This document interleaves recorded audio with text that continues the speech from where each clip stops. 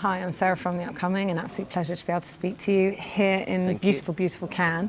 Maybe you could kick off with a brief introduction to this wonderful film, Harka. If people who don't know anything about it, what can they expect? What they're gonna see a great film, powerful film, interesting. That gives beautiful story first of all, and nice answers to understand better the world we're living in and why things are happening. And I believe you didn't even ever consider initially becoming an actor. No. So tell us a little bit about your route to this film and what made you decide that this was the career for you. Oh, like who knows really what they want to do at an early age. I don't know. A lot of people, we don't know.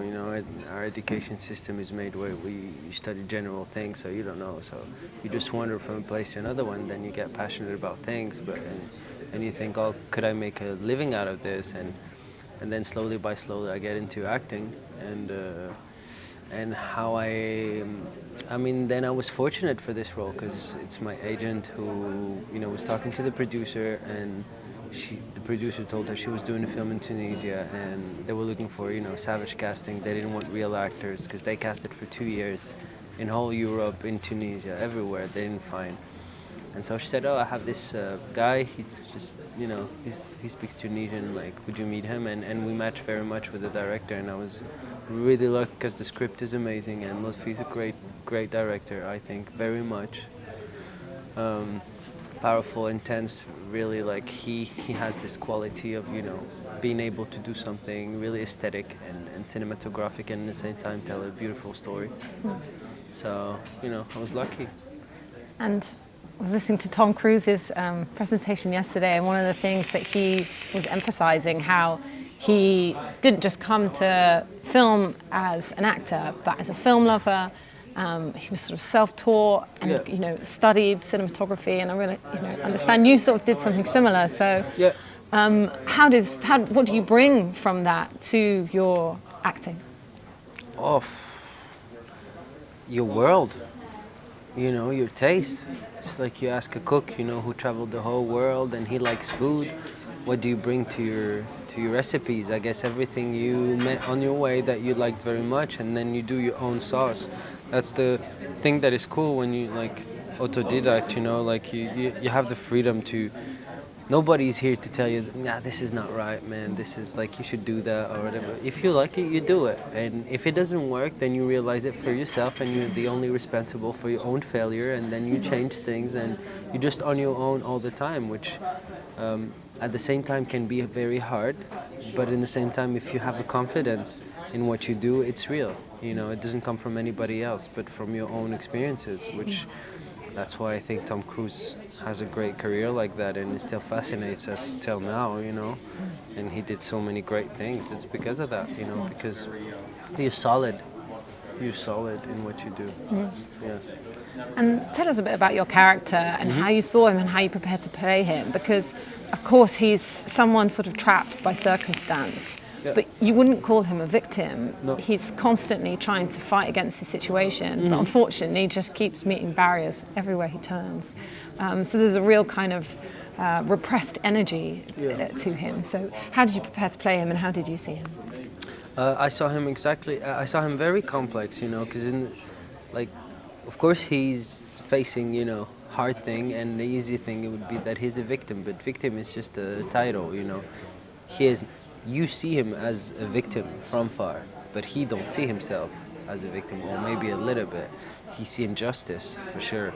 How do I prepare? First of all, I spend a lot of time with people in that area that were smugglers, and so to get to know them a little better, to get to know their habits, to get to know their behaviors, to get to know their social codes, how they behave with everybody, and then preparing was slipping in the room you see in the film, having the same habit, I got really into much more in the character than my previous film. For this one, I think it was needed, to get to understand all the faces of it. And how I see him as a beautiful person, really. you know, beautiful person that didn't get the chance to blossom, you know. And what about the shoot itself? Because there's such a kind of gritty authenticity, perhaps from Lofty's background in documentary making. You know, you can really sort of feel the sweat coming off the screen and the dirt in their clothes. So there's lots of difficult scenes in that respect, but then you also have a wonderful on-screen chemistry with the actresses that play your sisters. Yes, they're wonderful. So tell us a bit about the highlights and challenges of the shoot.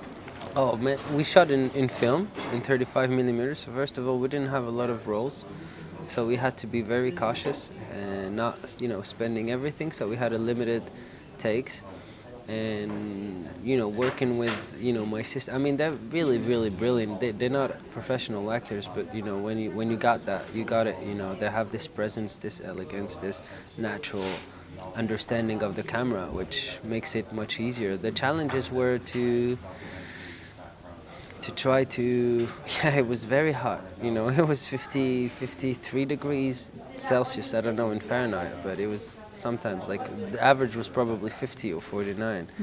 So it's extremely hot. So first of all, the heat, very, very hard, handling all the problems that comes with that. Shooting in the desert, you know, where you just have one camera, so sometimes many things happen.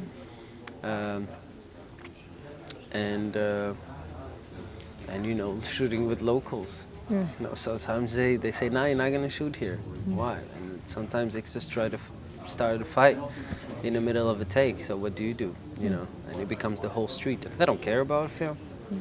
They don't care. You know. So yeah, you have to. It's pretty wild as you see it in the film. You know, you have to embrace it and to become one of them and to try to, you know, just to tell you a little note. Like one day I couldn't get into set. You know. One of the guys security, he told me, get the fuck out of here, you know. I was like, why? He thought I was a real guy trying to look for problems, you know, because there were so many people and we all looked like each other, you know. We all dressed the same. We were like, so they couldn't see even the difference. So that people are intense in that region, you know, very intense, you know. They don't care about money. They don't care about. They need respect, you know. I have an anecdote where I was just riding in the car and it was very hot. We didn't have an AC and I was just putting my feet out of the car, and someone made me stop the car and he said, "You cannot do that. Drive in this town and put your feet out of the car. You don't respect us. Who do you think you are?" Kind of that, you know, things, you know. And just what do you hope people will take away from this film? One scene that stands out for me is the beach scene. And it's just kind of this contrast of, you know, us and them, that perhaps you can feel, you know, empathy with people behind the headlines that we see on issues of immigration, etc. You know, what do you have impact you hope the film will have? Exactly that, what you said. Exactly what you said is very interesting. Yeah, that's it. Maybe change our look to this. You know, try to understand better, you know. When you do a film, always you try to put the light on something, and I hope people, you know, understand better the whys and the how, you know, and not see them as spatial creatures that come from another continent, but as exactly people like you and me, you know. That's why the Nikes were important, because he just like wears the same thing that you, listen to the same thing, wants the same thing. You know, if he was there, he would be on social medias and have a nice job, probably, because he's a smart guy, you know. So see him as you, like you, the same thing. Plus our generation with social medias, internet, everything is open, so they have access to everything exactly like you. So there's no difference. It's just like a guy from a little countryside in England that see people from London, you know, and they're like, oh my God, it's the same, but, you know, the same idea, but more and more. You know, so maybe that people have a better understanding by feeling it, you know, because, you know, you can put words and try to explain to them.